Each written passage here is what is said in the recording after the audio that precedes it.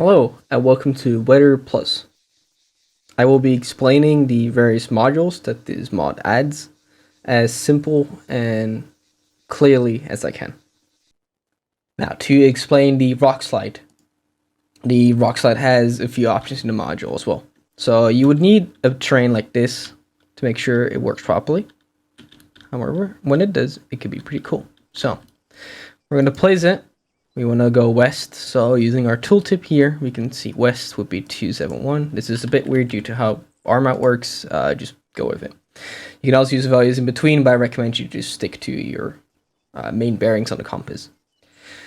You can set the rocks to spawn lethal rocks, which will actually damage vehicles, not completely destroy them though, and also damage players obviously. We can set the amount of rocks, the speed and bounciness of the rocks. We're going to leave this as is for now, but you can play around with this yourself. You see, it spawns the rocks. These rocks will go down. And you'll see that the actual big rocks will start falling. They go quite far, so it works really well in this scenario. Obviously, this is kind of dependent on what type of terrain you're doing it on. If you had cars here, this would obviously have the damaging effect if you had that checked. This goes for a lot of the modules. Experimentation really is key here. Next up is our tornado. So we can go to the tornado here and we can place it. It will start where you place the module, add some fog, and it will go towards the last known location of the randomly selected player. This is purely to give it some movement as the tornado is rather slow. It is very destructive, so watch out when using it in towns though. If you want to remove the tornado, you will have to use the delete reset. The same goes for it making it to its end marker, but then you need to reset it to use a new one. So just to showcase, we can place the module anywhere and it will make the tornado disappear. I will now be showing you how the small meteor and meteor work. The small meteor is better for obviously smaller cases, like let's say this town. The meteor will fly in from a random direction and it will hit the ground, leaving a crater behind, as well as the heat of the meteor starting a fire which can spread a little bit but not too much. This is purely just for the effect of it, and it makes the rock have a nice glow as well. The big meteor is quite different. It is way bigger, you'll be able to see. But essentially it has the same effect. You can see it's coming in. The explosion is way bigger,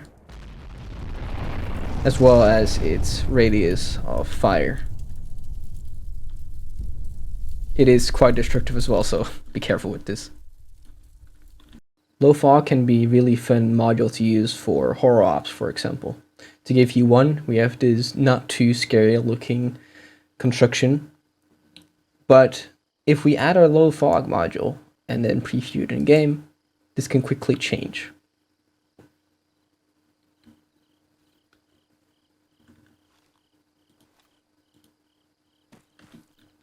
So you can see the fog adds to the ambience of your op, and if you're creative enough, you can use this for many things really. Now the medium fog module is rather interesting. It will create fog around players after placing the module, which could be used if you wanted to do a foggy op, but you didn't want to use the local fog module. So this will create a nice looking fog which will stay around your players, which means it keeps up your performance and they still get that nice foggy effect. High fog can be used to create a circle of fog around a mountain or any higher up place really. So let's say on top of this mountain would be our attraction side. We could place our high fog module here and we'll slowly begin to see a circle of fog form around the hill here. This could be fun for many ideas. The dust devils are a really fun effect, however they don't the dust devils are a fun effect They don't have any damage properties. It is purely a visual thing. However, this can be pretty fun for many different creative concepts. So what you can do is you could pop down a few Dust Devils. There's a delay on how long it will take in between for it to spawn around a random player. We're just going to pop down a few just to see what the effect is like.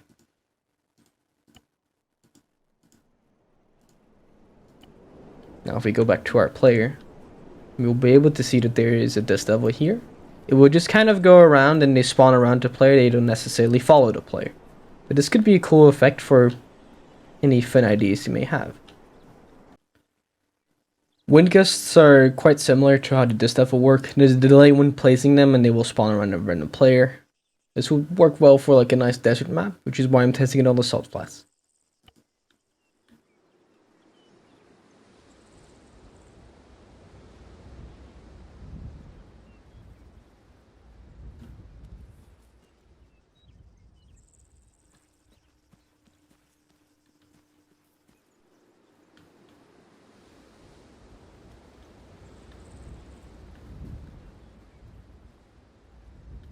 You get the gist of it. The Dust in Suspension is a cool little ambience module you can place, as these lights are kind of nice. They look nice. They do what they're supposed to. But if you want to add that extra little bit of ambience to your ops or atmosphere, whatever you want to call it, you can pop down one of these, which will add these little particles. This also works for street lamps and otherwise, and just a nice little touch, really. Now, for these storms, starting with the Duststorm, you place it down. You can set the direction, place with your tooltips if you want to get a certain direction of wind going. In this case, it's fine as is. The lifetime can be set to however you want. It caps out at like 900 due to performance, and maybe the desired effect really shouldn't be that long anyway. The effect and objects will throw away objects and whatnot. You can check this or uncheck this, up to you. The wall of dust and leaf of wall go together, so if we want to show that off, we need to have both. The wall of dust will create a wall of dust, and this wall will be visible through the little bit of fog that the players will see. The fog is then controlled by the visibility. So 0% is nice, so that's your default value, but you can turn it up if you want it to be a bit more. As you can see, this is our wall forming. I also do want to mention that this wall may be quite performance heavy in some cases, but not every. It will slowly apply all the effects as well as the wind that you set. And now you get yourself a Duststorm. There will be random debris as well, and I think you get the gist of it.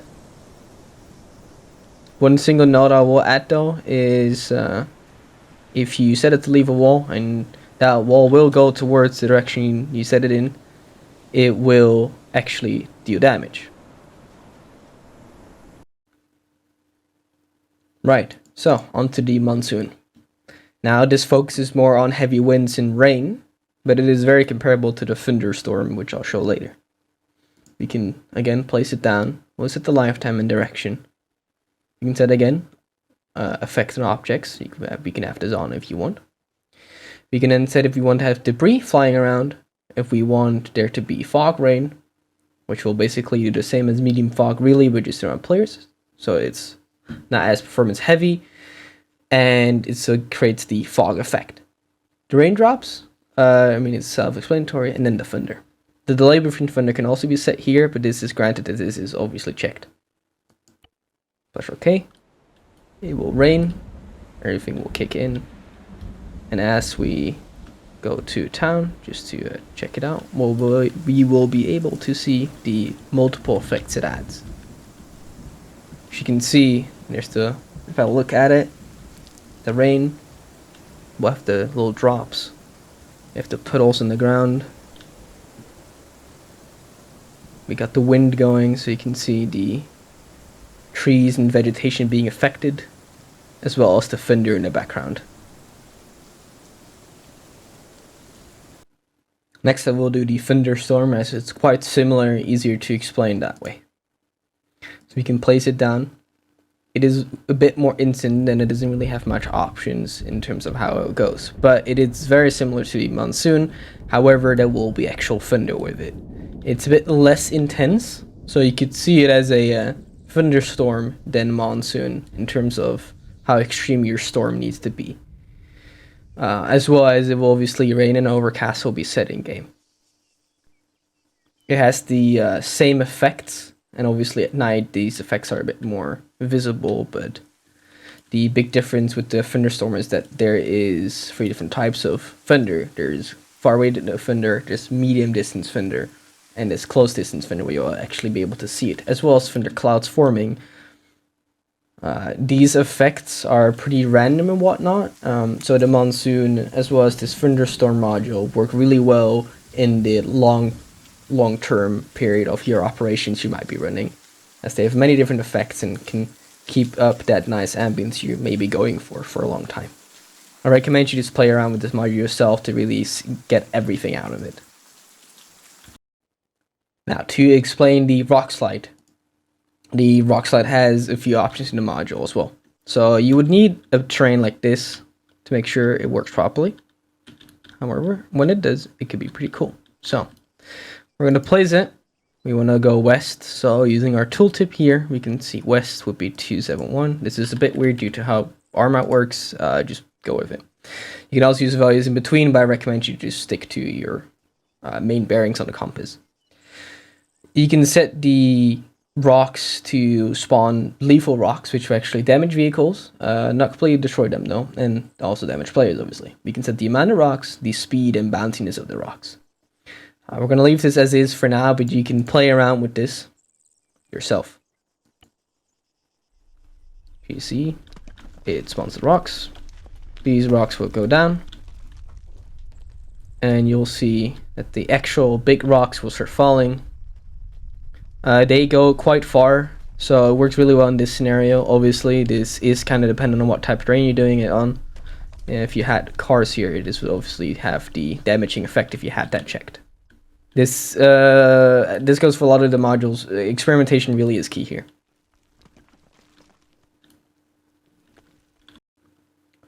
Alright, last but not least, the snowstorm.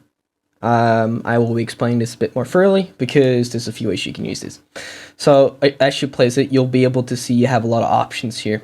I recommend in terms of multiplayer setting, this is probably what you would want to go for, as this stuff like the breath vapors and whatnot will be quite heavy if you have a lot of units in your operations and missions.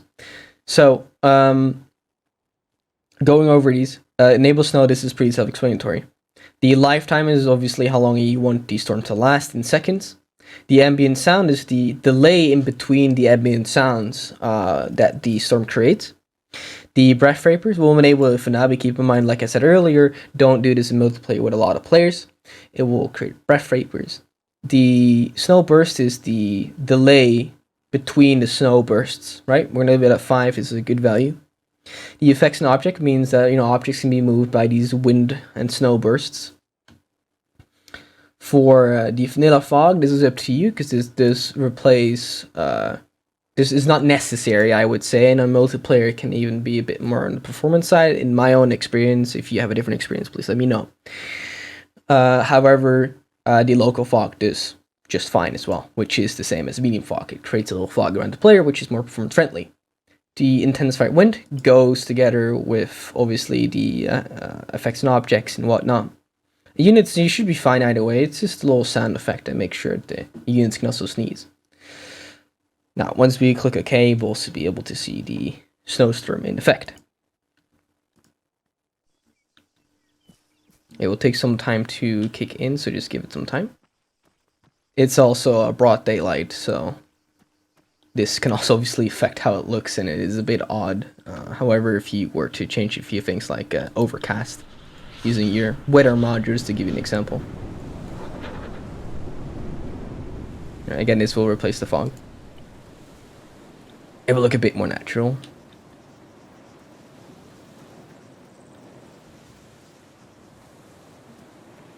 And as we walk around, Again, it kind of comes down to the same thing with the thunderstorm. There's a lot of effects going on here, and in the long term, they work really nicely. They look very good,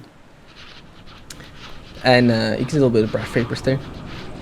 And to really experience the full extent of it, I really recommend just doing an operation or a mission with this module, and then seeing how it really like affects the ambience and atmosphere of your operation.